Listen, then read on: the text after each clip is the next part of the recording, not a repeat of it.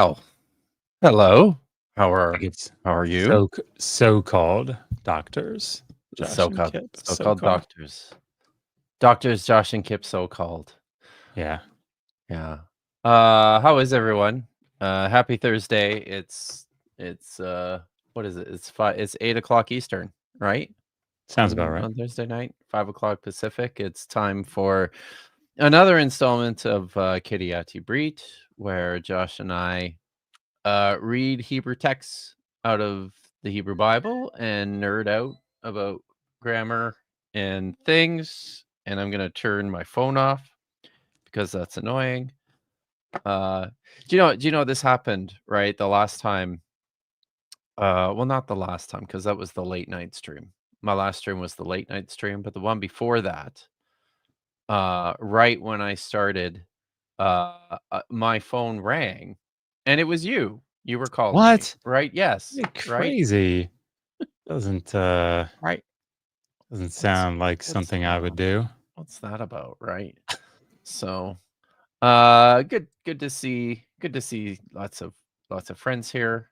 Good to see Stardust Lilith, who still can't read or speak a word of Hebrew, but this is still interesting nonetheless, which You know, is it pretty doesn't great. stop. It doesn't stop apologists. So Right? why Right? should it stop Why should us? it stop any of you guys?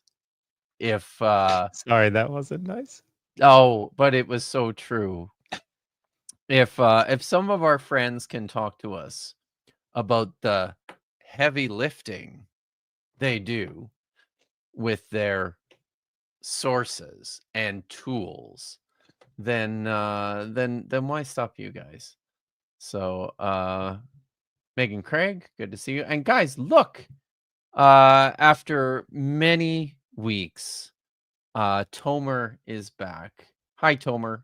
Thank you for joining us and for being the rod of correction in the chat for when I and sometimes Josh will inevitably say things poorly. So very good. Oh, Now look. that one actually is a metaphorical rod, just so that everybody's It clear. really is. Yes. Look at the trees is here. Good to see you. And we know Tomer. We know you're always watching. So we welcome it. We're okay. We're comfortable.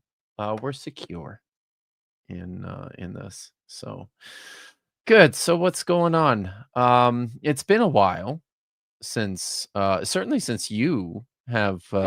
have been here to read. You always Uh, gotta throw that in there, don't you? I, Just gotta, yeah, it wasn't. No, dude, it wasn't. it's been a while. It's You been a were. while, hasn't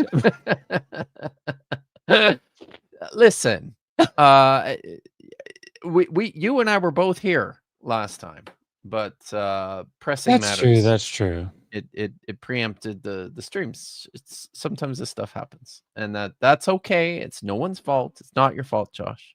It's not my fault. We couldn't even blame Tomer because he wasn't here, but you know, yeah, that's that's what it is. So we did leave off quite some time ago reading Psalm 104, and Joel Carrico came on and filled in and did some reading in your stead. Gave a very nice syntactical lesson on I don't even remember now. On It syntax. was like it was on syntax. It was on an adjectival expression. So but yeah, that was good. But you know, we are both back and we're here to continue working our way through Psalm 104, starting back up in verse 14. So everyone understands and remembers how this works.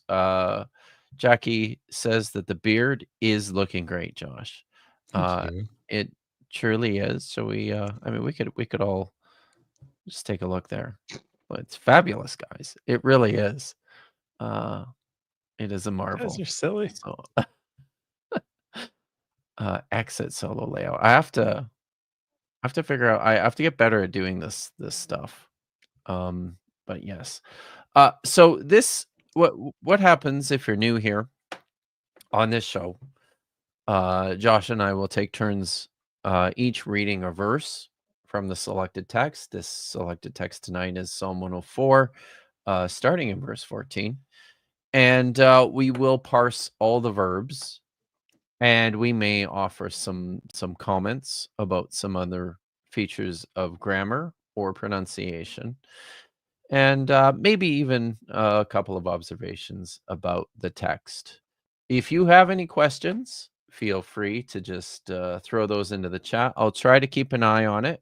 If you want to make sure you get our attention, you can always super chat. But it's usually pretty chill around here on Hebrew Night.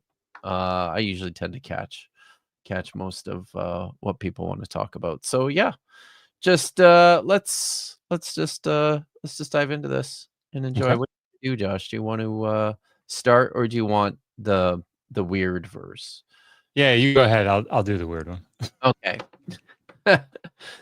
Matzmiak chatzir la behema ve'eshek la avodat ha'adam lechotzi lechem min haaretz. So this is right away. This is a Hifil participle, continuing in the pattern of repeating participles throughout this this psalm. This is properly translated. You can translate this as with reference in the second person to God or to Yahweh. You are the one who causes to sprout, or who makes sprout grass for the cow or cattle or livestock, something like that, and more grass or like herbage for the service of the man. But I think in this case we would translate this word ha'adam can mean the man, but most often where it appears in the text, it's a more universal expression. This is probably better translated as the service of mankind. Bread produced from the earth or the land. And yeah, so as noted, the first verb is a Hifil, masculine singular participle. We recognize this from a couple of key features. First of all, the prefix mem on the root with the patach, the vowel underneath it, and the in the tonic syllable, the long I vowel, which is Tonic. characteristic. That was badass. I know, right? I've been teaching Hebrew for 10 weeks. So yeah. So this is a Hifil participle, masculine singular. Next we've got I guess it's just Lakotsi, which is another Hifil, but this is an infinitive construct from Yatsa, and prefixed with the preposition lamed, as is often the case with infinitive constructs. And again, we see the verbal prefix hey on this, and the long I vowel again in the tonic syllable. So, and if I could, if you don't mind, yeah. So just because this is what we're trying to do here, Yes. there are some oh, good. Yeah. Yeah, so like there are some Hifils that when they these first yod roots, that they will have this sere yod, but quite often this yod will actually kind of extend down. Of course, I can't use this root, so yatsa. Yeah. Right. What's happening is when you put this almost legible, that extends down, and so you get hotzi, and then of course for the infinitive construct lehotzi. But that vav is an original. It's a yod, goes back to an original vav. And the thing that you can remember is the Hebrew word yeled,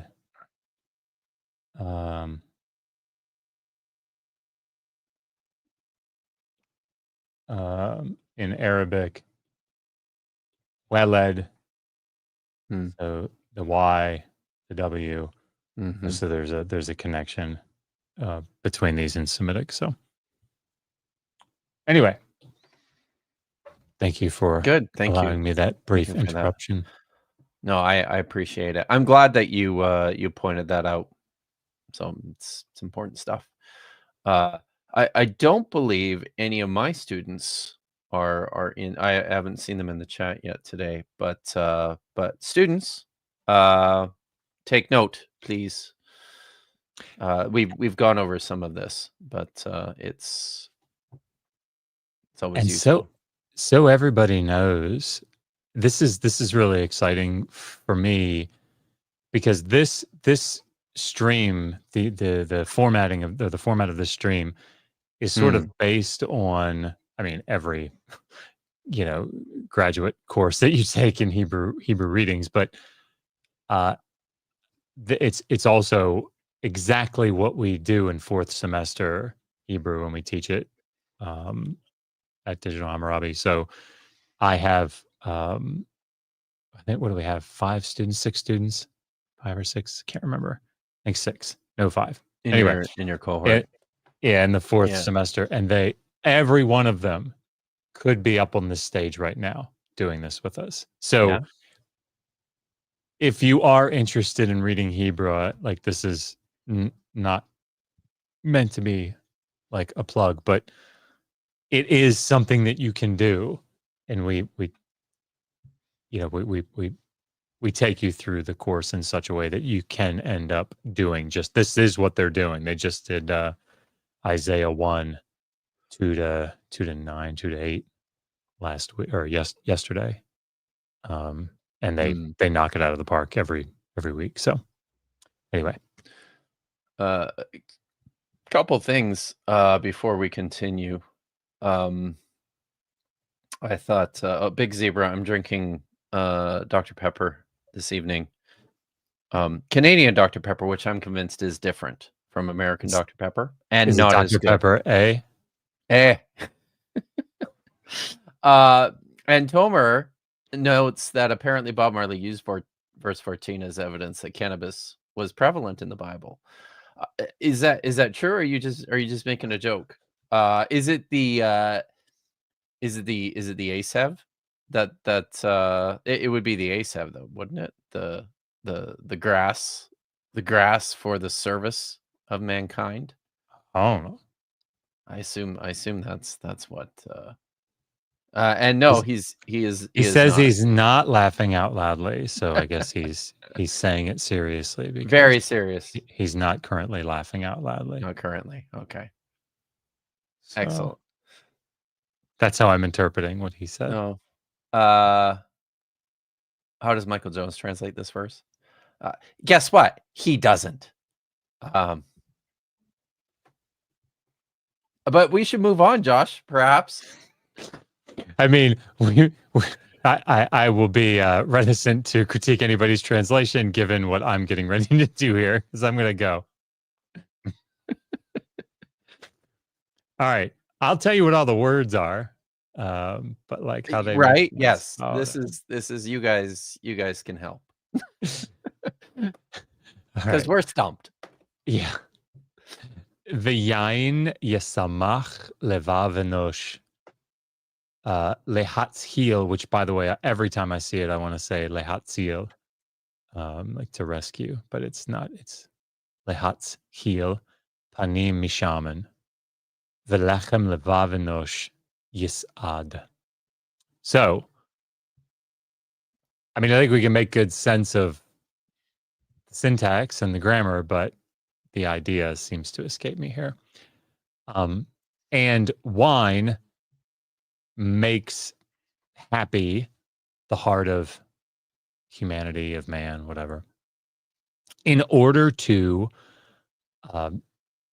brighten, make shine the face, so ostensibly their face, his face, from probably like with or by oil and bread or food,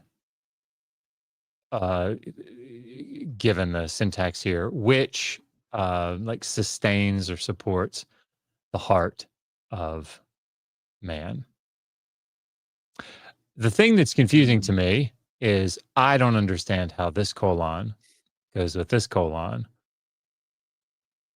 But let me parse. Yesamach, this is a PL, imperfect. They're masculine singular from samach, to gladden. And this is a really good place to, this has been like my new kick, to talk about how the PL and the HIFIL function. And if I start going too long with this, just say, Josh, that's enough. So when we think about Dr. Pepper, when we think about how the PL functions, quite often you'll get verbs that are intransitive or stative. So they're not like Johnny hit the ball would be transitive, because you hit something, you have an object that's that the subject is acting upon. An intransitive verb would be one that's like, Johnny walks, Johnny swims. So and a stative verb would be like Johnny is big or Johnny is happy or whatever. So quite often when a verb that is a root that is in the cow, like this word root, samach, when it goes, to be happy, when it goes, if we think about our room here, I think I've given this before. I don't know. If we think about a room in a house and there's one person in it, there's no table, there's no other person, there's nothing else in that room. If they do an action, they can't do it to something else. So all they can do are intransitive or stative things. They can walk, they can be happy, but they can't hit something, they can't push something, they can't move something, because there's nothing in the room with them, right? So the PL, what the PL will do is it will put another person or thing in the room with them to act upon. So let's say this is Tom, and we put, I don't know, Frank in the room with him. We've added a participant. That's what we say there. We've increased the valency, is the technical terminology for this. So what that means is now Tom isn't just happy, it's turning that verb into a transitive verb. You're doing it to something else, because there's two things in the room now. This guy has to do something to somebody else.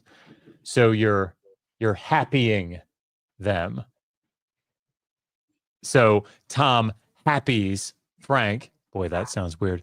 But it means to like gladden, is how we would say it, right? So in this case, we have wine is gladdening. So we had wine in here. I don't know how to draw that. There's an old-timey wine bottle. or a Sure. bomb. You know, It looks more like a bong. You know what? See, I would have drawn wine glasses. Those are easier. You know what? So if we have humanity, here's humanity. Hello, humanity. When we put this in the PL, oops. When we put this in the PL, the wine is making happy. It is gladdening humanity. So it's taking a verb that was in the stative and increasing its valency. So that's how the PL functions here. It's not just like an intensive as we all learned it, even though it quite often is an intensive. It's not the only thing that it can do. So sorry, that was a little long-winded. And wine gladdens the heart of humanity in order to make their face shine from oil. So this is what I don't understand. How does this relate to this? And it has to. There has to be some sort of a result clause or a purpose clause for the purpose of it, because that's how this functions. Man, I don't. I don't know. So the whole point, and then I'll shut up. The whole point of me saying this, and I'll parse as well. The whole point of me saying this is that in these classes or in these, Domingo's got a, like, you could say like oil. I mean, of course, we would expect like ka, but this is the point. This is the rub. When you're translating through, our job in these lessons or in these streams is not to give you the correct interpretive answer to these interpretive cruxes.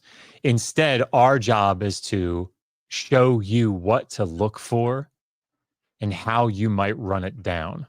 So in this case, what I would want to do is what Domingo is suggesting there. Look at some of the uses of min. Here, if you look at this, note here on 15, we've already looked at this. The Septuagint has this as essentially it would be assuming a bait here, so with oil. But again, what does that mean? But this is if you were going to look at a commentary, you're going to try to run this down. This is what I would be looking at as the relationship between these two clauses. Okay. Lehatzil, this is a hypho infinitive construct, not from natsal, which is what we normally see with this construction with the tzadeh and a lamed. Instead, it's from tzadeh he lamed. So, to make shine. And then yisad, this is just a Callan perfect. They're masculine singular from samek, ayin dalet to support or sustain. Sorry that took so long. No, it's good. Tomer notes that this is a triad, right? Wine, oil, and bread, common in the ancient Near East. So I think the elements are fine. It's just it's what on earth the verb is doing there with the oil. He also noted that Alan sees that Zahal is a variant of Zahar,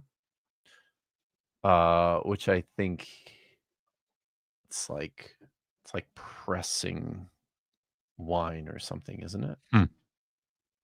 Or oil to press. Yeah, it's to press oil, which would make some to make.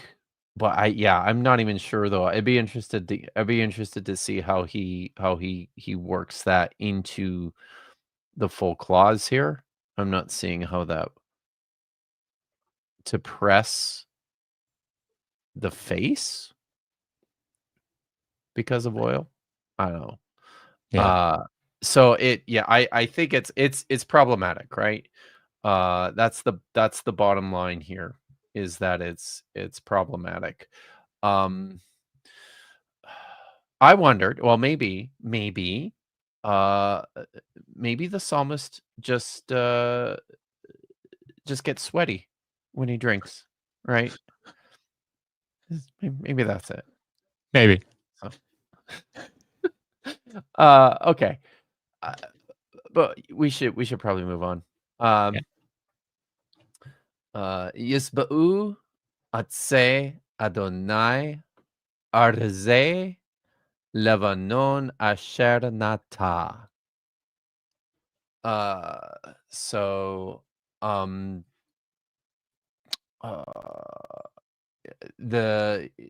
so there's the trees of Yahweh are get enough, they're satisfied.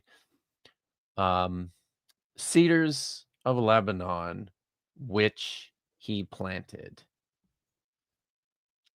So it's pretty straightforward. The two verbs in there. The first is a cow, imperfect. Third, common plural from Sabah, and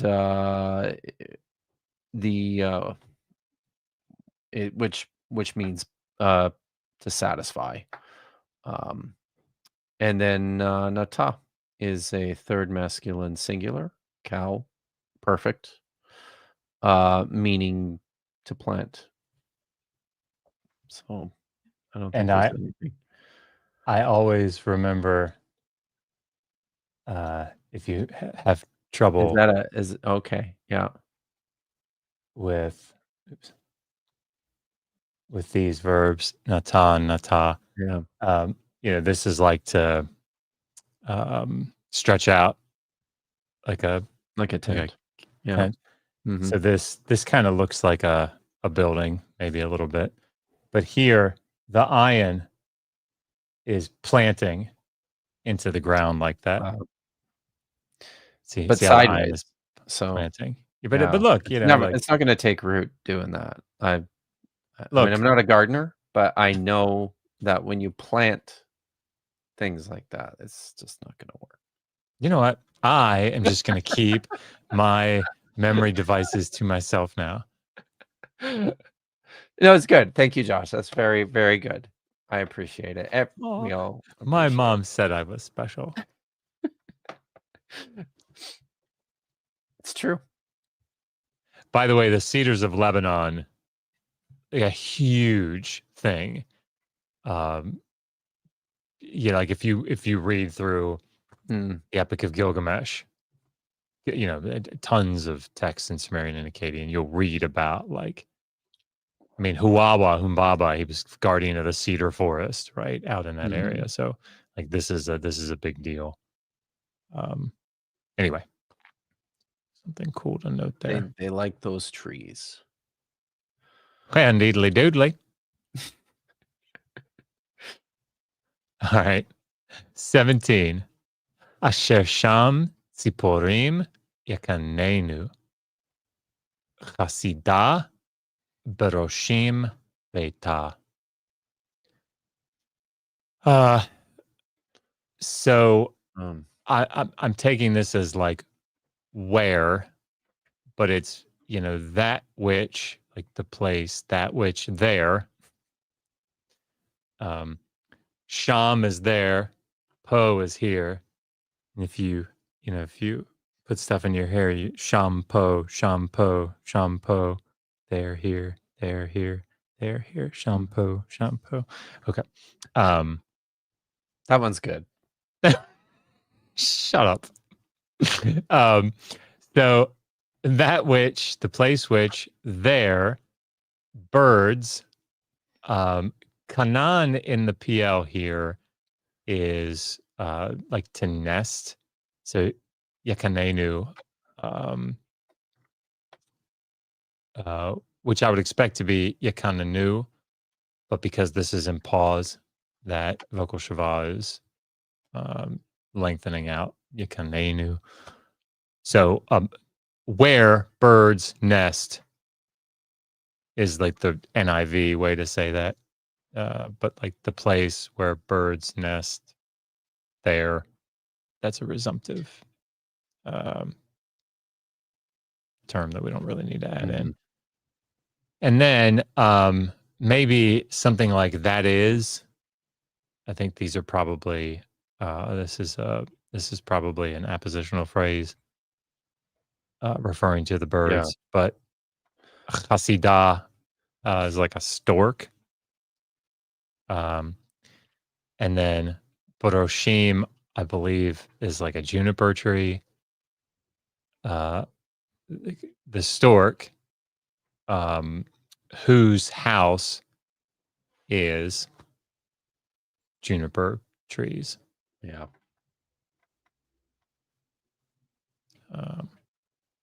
Yeah, just the one verb. Yeah, PL imperfect. Third masculine plural from Kanan to nest. Yeah. Cool. All right. Excuse me. Too much Dr. Pepper. Harim Hagvohim Layelim Selaim Machse Lashfanim. Kind of all rolls off. It's got a rolling with all of those masculine plural endings there. It's almost poetic. Almost poetic, right? There's actually a question about that we'll probably get to before we end tonight. But so these are the mountains that are high. High mountains are for mountain goats, and cliffs are a refuge for whatever the Shiphanim is. It's a little creature animal. Hey, Tomer, what is Shaphan in I thought it was a modern Hebrew? Oh, or I think even Hollow takes it as a rock badger. Rock badger. And the only reason I remember that is because Selah is. So what the hell is that, though? A rock badger? Come on, it's a badger I thought that was like a made up animal. So I thought it was like it was like a deadbeat badger living in his van. I love Megan's response. I guess a hyrax. A hyrax. Well, I don't know what that is either. I think we're further from the understanding at this point. Thank you, Megan. Yes, right. Very good, Megan. Well, let me give it to you in the Latin, so to clear it up for you. Christopher Siebert says it chews the cud.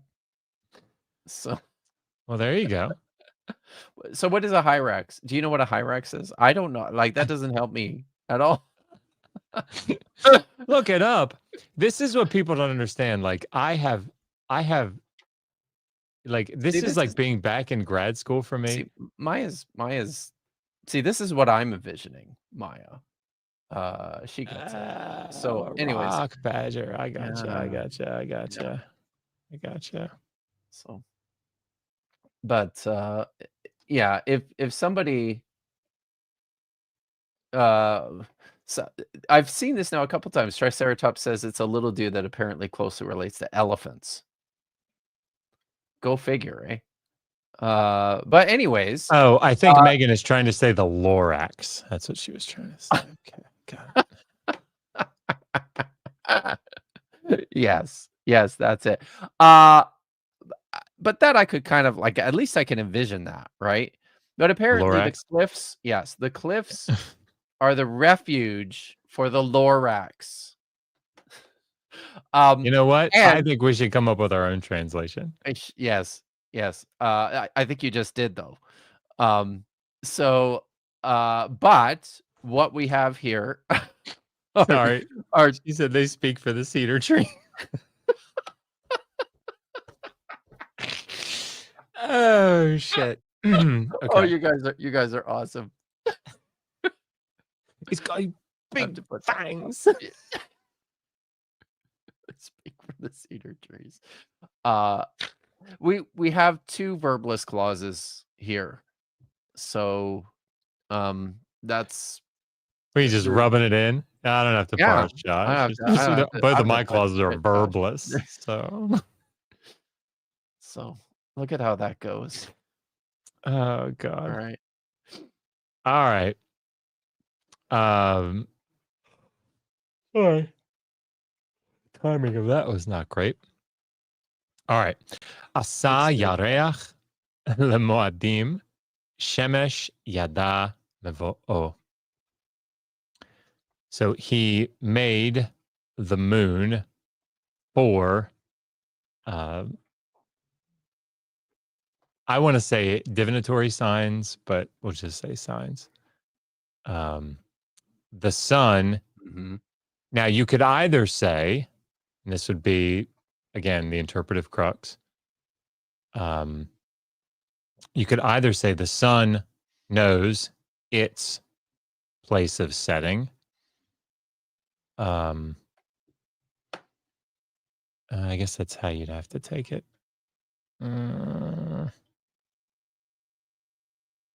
Because I want yada to match the subject here, right? Right. Yeah. So I'm trying to think if there's a way. Well, if I were making the argument that this would be, there would have to be like an anticipatory genitive. That doesn't really work here. Okay. Because it's the wrong language. All right. Yeah. So the sun knows its place of setting. So there are lots of nouns that are built on middle weak roots. I mean, there are lots of nouns that are built by affixing or suffixing a mem or a tav to the front. Far less frequently is an aleph to the front, but mem and tav are super, super common. And when you have middle weeks like this, you often get this sort of reduced vowel. They probably started off as participles at one point. Yeah. Yeah, that may be. I've never actually looked that far into why. But yeah, so the mavo is the place of setting. So the sun comes in, right, or it goes in. That's where Gilgamesh has to, when the sun goes underneath and comes back out, he's got to beat it through the tunnel. So right, yes. Right, so cow perfect, they're masculine singular from asa. Another cow perfect, they're masculine singular from yada. Pretty straightforward.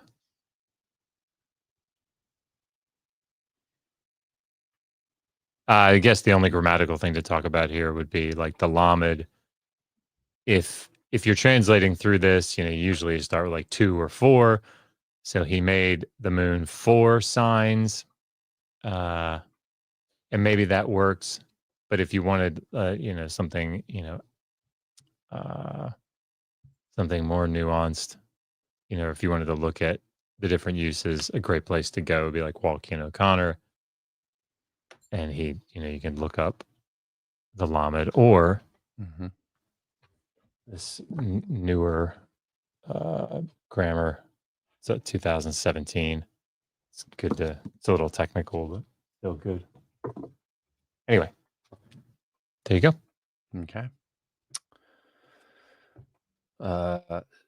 Tashet Choshek Vaihi Leila Bo Tirmosh Kol Kaito Ya'ar. This one's cool. It is. Yeah. You set or you set the darkness, you put in place darkness and it is night, or it has become night. In it, all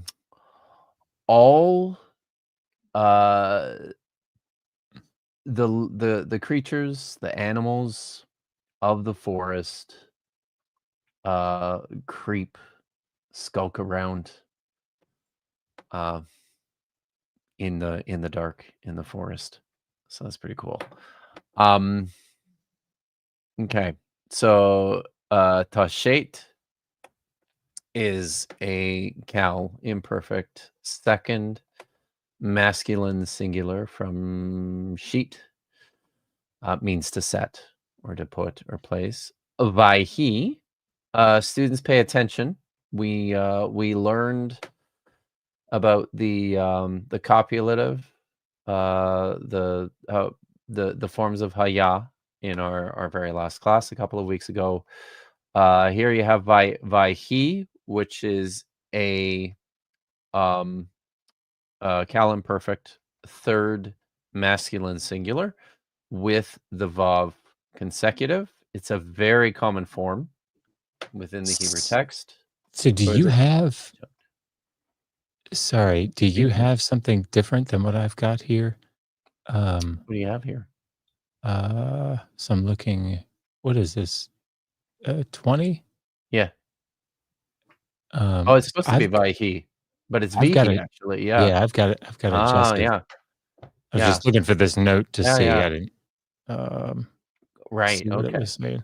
Sorry. Go ahead. I No, just wanted to make sure I I wasn't. jumped ahead on that. Yeah. No, that's right. So, um, so that would be if this is adjustive, then we would translate that as something like and let it be night. Yep. Uh, when he sets the darkness. So yeah. Whoops. So And just so that everybody sees the the way we difference. get this. Yeah. So with these Vav consecutive imperfects, there are certain forms that the jussive, in fact, most of them, the jussive just looks like the imperfect. They're the same form, but there are some that have different forms, middle weeks, third haze. So here, the way that you get to this form is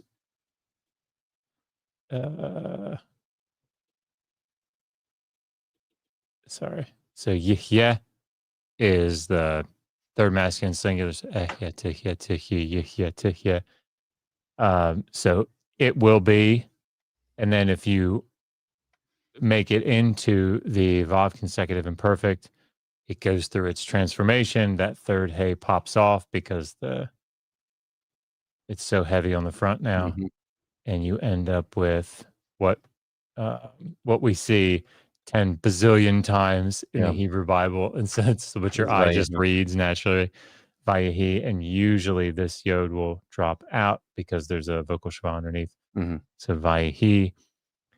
But the way that you form the jussive is you drop that vav off the front, and you just have this form, Yehi. So Yehi. And then here, they're putting the vav back on, just a simple Applying copula. the rule of Shua. The rule of shva there means that normally you get a hierik and then a vocal shva, but because there's a yod here, they connect, and that disappears. It's Vihi. So vihi, and there's your form vihi. That's how you get to it. The other thing, and you can talk about it if you want to. Sorry, but it's one of these things that like jumps out. So in it, so we're talking about like the darkness In here. the darkness. Yeah. All its animals of the forest. So we have learned that when you have a construct chain, so if we wanted to say like, I don't know. Yeah. And of course I didn't leave enough room. Melech Yisrael. You can't have like you're not supposed to have, sorry, it would be Malco, but you're not supposed to have anything in between the construct chain, because they're viewing it like an actual chain. So you're not supposed to have stuff in the middle. So if you wanted to say like the great king of Israel, you would have to write something like Melech. See if I can do this. Yes. Ra. I'm so proud of myself. Gadol. You should be. Damn it. Got ahead of myself. So this is modifying this. And of course, you'd have to say Hagadol. Because now this is Israel is making this the king. So, but you can't put the adjective in here because it's a construct chain. So here, this is clearly a construct chain. I mean, shit, it's tied together by Makef, right? But you clearly have this object suffix or possessive suffix in between it. And actually, I think Asinius calls this out. He's like, there's a handful of times when you do have this. So it's worth noting that. So all the animals, all the darknesses, animals of the forest swarm. That same root that you see in Genesis 1. Yeah. Which is I don't think I parsed that one yet. So that's a cow, imperfect third feminine singular from Ramash. Ramash is the same verb that appears in Genesis chapter 1 for the animals that creep and crawl on the ground. So yeah, but I think that's it there. Awesome. I think that the verb is repeated again here too. I think later on nice. in an interesting place here if we get there, which Actually, we probably won't. But yeah, I actually don't know that I think I got through 21. Okay. Well, let's finish on 21 then, and there's a couple of questions cool. to get through. Hakfirim shoagim lataref ulevakesh me'el ochlam. All right. So the lions are roaring for prey, and not P-R-A-Y. P-R-E-Y for prey. And seeking, and I'll justify my translation here in a second, and seeking from ale their food. So here, shoagim is a collective participle, masculine plural, from shin, aleph, gimel to roar.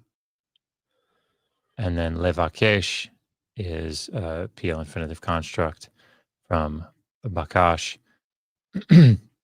Now, the infinitive construct has a nuance. Particularly, I think it requires the vav, but I'm not sure. Where it still has a connection to what comes to the verb that comes before, but it picks up the nuance or the aspect of the verb that comes before. Just like a vav consecutive perfect, it functions in the same way. And I can't remember the details of it right now, which makes me a terrible person. But that's why I'm translating. Instead of saying the lions are roaring for prey, and in order to from God, or in order to seek from ale their food, I think this is just taking the nuance of shoagim. So I'm translating it like a participle, which, infinitive constructs can be translated like participles. They're infinitive for a reason. That's right. This threw me for quite some time because I wanted it to be, some prepositional phrase min plus ale, like me'et. But I think it's very clearly just from L. I think it's from L. Yeah. No, I think that's right. Sorry, just one more Yeah. grammatical thing. You can see that this can't be the roaring lions. I know that might be basic for everybody, but this would have to be hakfirim ha-shoagim if this were If the they're roaring lions. But since this is an Arthurus, no. Yeah, I can't remember what the opposite of an Arthurus is. But you've got definite and indefinite. So these don't match. So it has to be a predicate construction. So the lions are roaring. Nice. Good stuff. Do you want to drop the text? And we'll look at Yes. some comments. Let's see. And Stop. I had a couple of questions. You knew that that Stardust Lilith named her dog Dr. Kipp, right? That's hilarious. How do I tell Dr. Kipp to quit whining so I can watch?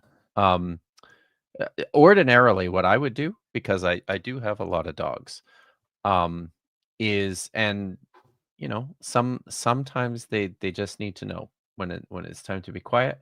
Kennels work well. If it's in the same room with you, it will work less well. But that would be my recommendation. Dr. Josh does have a great beard, but Dr. Kipp Davis has the Billy Goat's gruff. That's nice. Thanks for that. That's good. Domingo Aviles, thank you for the $5 Canadian super chat. Sorry if you have already addressed this, but how do you tell poetry from prose in Hebrew? Is there such a thing as meter? I think we encountered a little bit of metrics tonight, but there's various ways that you can detect poetry in particular. It's more obvious in the early parts of this particular psalm, where there's these repeated parallel statements, and then your prosaic texts will be marked with I guess, for lack of a better term, verbs and terms and constructions of narration, things like the Vav consecutive is a grammatical form that will repeat itself with great frequency in prosaic texts.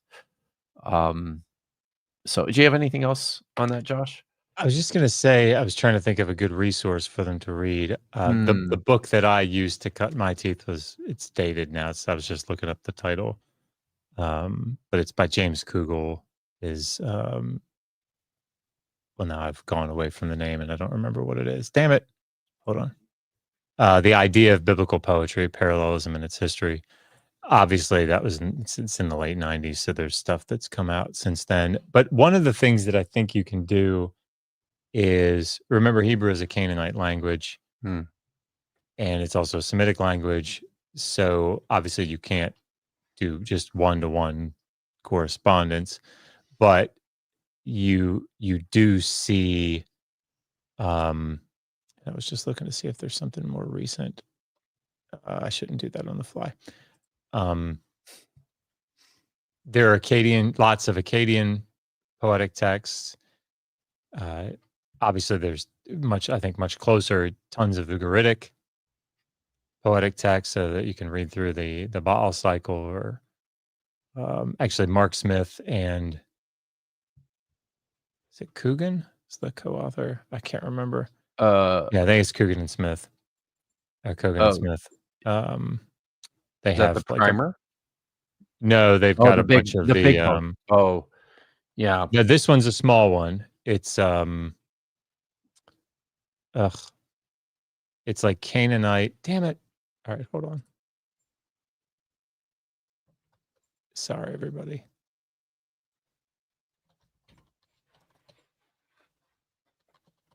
It is obviously not going to come up. Why would it come up? What is it?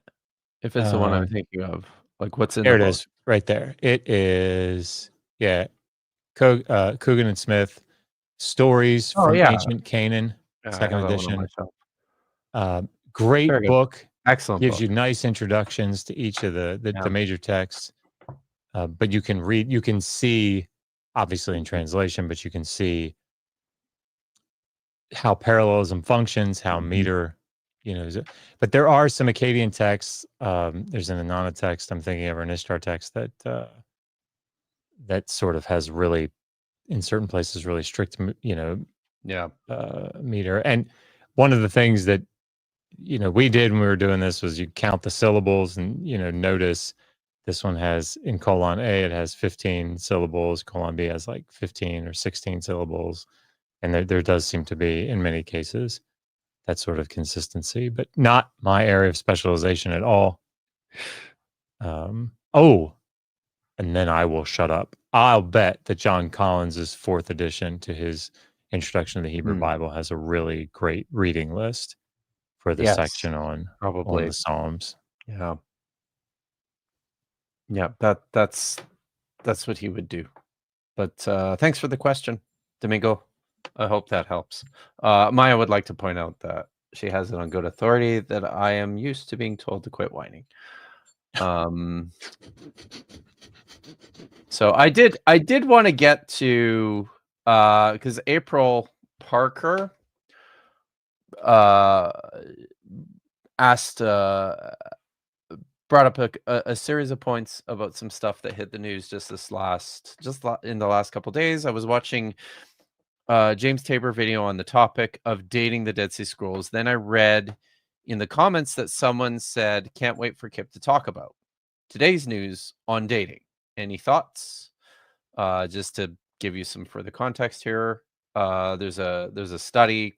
There was a couple of articles that came out yesterday or today, about the Hands That Wrote the Bible project at the University of Groningen in the Netherlands.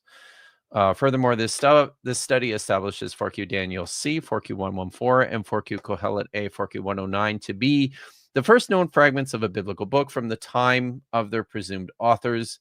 It is not known who exactly finished the book of Daniel, but the common assumption is that the author did that during the 160s. The novel radiocarbon dating for 4Q114 and the Enoch date prediction for 4Q109. The Enoch is the engine. It's the machine learning engine that they run at Groningen. So the date prediction for 4Q109 placed these manuscripts at the same time as these anonymous authors from the 2nd and 3rd centuries BCE.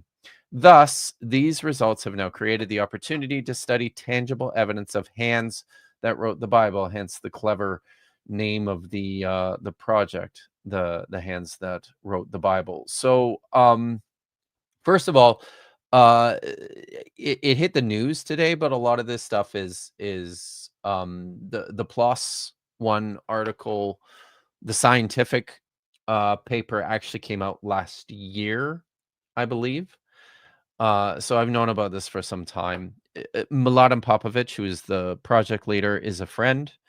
And I was with him at a workshop last year in Helsinki, and he presented some of this data and actually did talk about potentially, identifying texts as autographs. He just said maybe this is an instance in which we can posit something like an autograph for at least this part of the book of Daniel. 4Q114, very importantly, is not the book of Daniel. It is the Hebrew visions that appear in chapters 10 through 12 in Daniel, and that's all that was on this particular manuscript. It dates to around 165 BCE, which is right in the wheelhouse of when it was composed. A lot of this is pretty exciting stuff. Importantly, it's virtually impossible to identify an autograph, particularly for anonymous text, just because, I mean, we don't have any idea.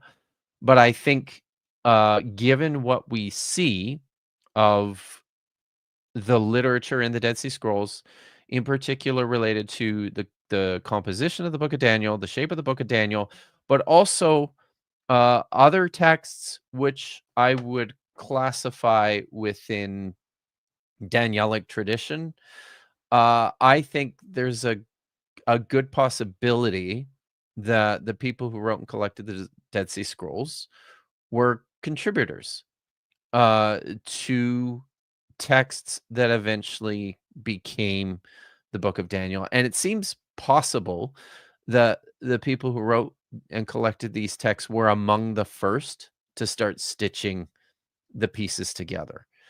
So I will say that much. Do you have anything on that, Josh? You are the Dead Sea Scrolls specialist, my friend. So, but thanks for the question. It's interesting. It's really exciting. So yeah, Book of Daniel, everyone. And Ecclesiastes too. There's a really old, potentially a really old copy of Ecclesiastes in there. Chuck, it's really good to see you. Thank you very much for the generous super chat. I hope you're studying hard. By the way, guys, registration for semester 2 is open, and I start teaching. Do you remember when I start teaching, Josh? I think it's the 14th. I don't remember off the top of my head. It's in 2 weeks, and it's on the Tuesday evening, same time, same place. Plant a tree for me, Dr. Bowen. I have faith it will grow as lush and lovely as the man garden on your face.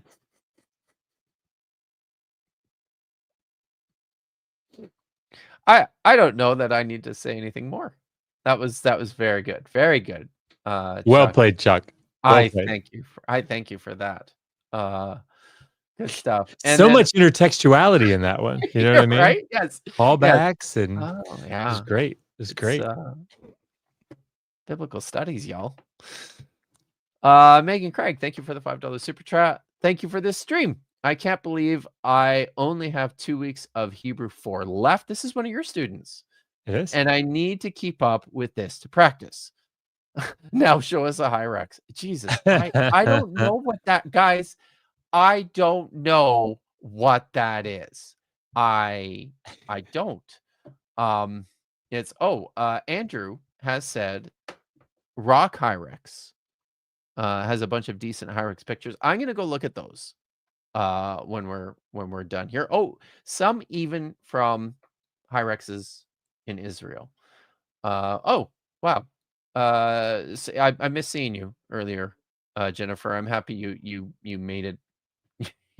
You made it right here at the end.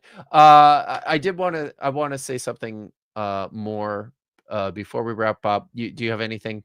Yeah, I was just going to say, one, Megan is one of the students. I mean, again, I think they all could do it. But Megan is definitely one of the students that, if she ever wanted to come join us for a stream, that she would be excellent at it. The other thing is I do have a firm date for, I think it's, I say it's firm and then I don't remember which one it is. It's Akkadian. August 20th, I think, to start teaching Akkadian. Yeah. So I'll be teaching 3 semesters of Akkadian. Yeah, it's Wednesday, August 20th, 7:30 to 9 p.m. Eastern Standard Time. So we'll be going through John Hedergaard's grammar in 3 semesters, and I am super excited about it. Yeah. Very cool. Yep. So keep your eyes open for that, guys. Do you know when registration for that opens? I suspect it'll be like in the month before, so probably in July sometime. Okay. Good. So I have to share, because I'm very excited, something that's happening in much less than a month. It's actually happening on Sunday. Oh yeah. 20,000 subscribers celebration stream, guys. There's going to be a whole bunch of people coming and hanging out. It starts at 11 a.m. Pacific, 2 o'clock Eastern. Josh is going to be there, and I know because your picture's on the thumbnail, dude. So, but there's going to be a whole bunch of people popping in and Satan out. himself will throughout the be day. there. Satan himself will be there. The Claymation Dinosaur, the folks from Bad Science Sunday, Ricky Brock, Captain Dadpool, Michael Beverly, Jennifer Bird, Dr. Justin Sledge from Esoterica will make an appearance, Prophet of Zod, Godless Granny, and more. So Wes didn't get back to me. So I guess maybe his invitation got lost. I don't know. So I'm very excited. Are there any Egyptologists that are going to be coming, or good ones maybe, but not the one you're thinking of. So yeah, I hope you guys all come out. And I don't think that's true. I don't think Wes hates me. I got kind of excited because I thought he was being snarky with me today, but I was actually misreading somebody else's comment. So yeah, only you would get excited about that. I don't think it would only be me, but maybe I'm one of the few. It would just send my of the two of us. It would send my, true. Yes. Yeah. My anxiety through the roof. So can't take it when people don't like me. All right. I think that's it for us. Thanks everyone for coming and hanging out. We'll see you Sunday. And then I'm going to do a stream next week. And we'll see you back here in 2 weeks. So I gotta find the outro here. I'm there we go. I'm slow on this. Okay. Good night, everyone.